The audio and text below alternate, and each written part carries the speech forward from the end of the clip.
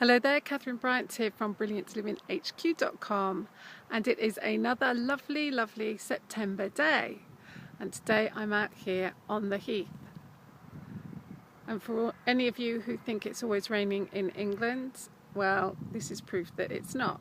And hopefully you've seen on quite a few of these videos that we do actually have some very nice weather, especially here in Suffolk. And on a day like today, when I look around this heathland that I'm on and I can't see another person, it's almost like you can hear your thoughts, isn't it, sometimes? I mean, you don't need to be out somewhere like this to get in touch with your thoughts and to be aware of what you're thinking. But I do think you do tend to notice it when you're on your own. And yet most of the time we're not aware of what we're thinking at all. We just live our lives, don't we? We're just getting on with our everyday lives and everything. And like I said on the video last Saturday, which was about the podcast on what is mind management, we have about 70,000 thoughts a day, and yet most of the time we're just not aware of them at all.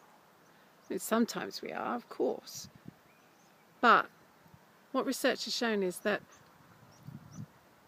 for a lot of the time we only focus on about 7 things at a time.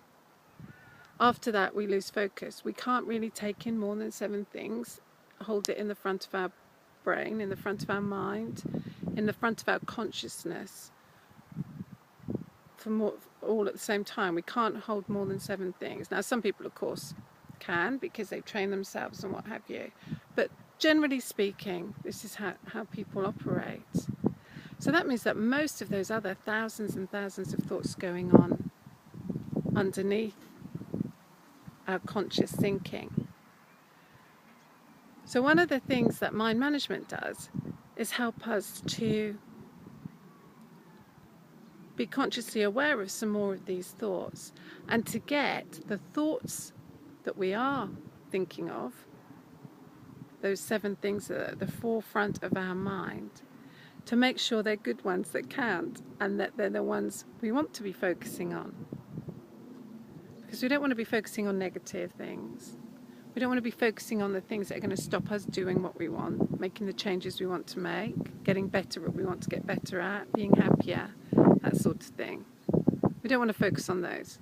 We want to focus on the ones that are going to enable us, empower us, help us. And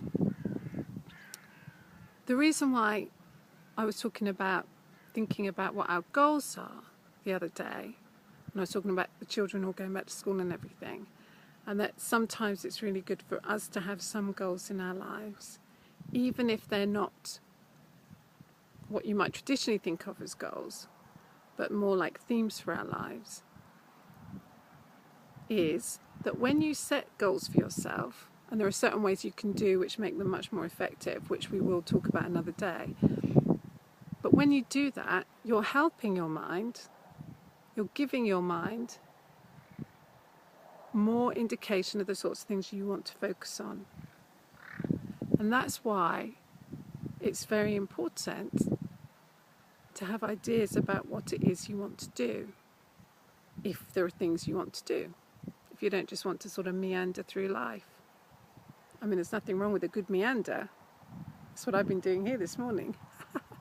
But if we're going to have these thoughts, let's make them positive ones, and let's make them count.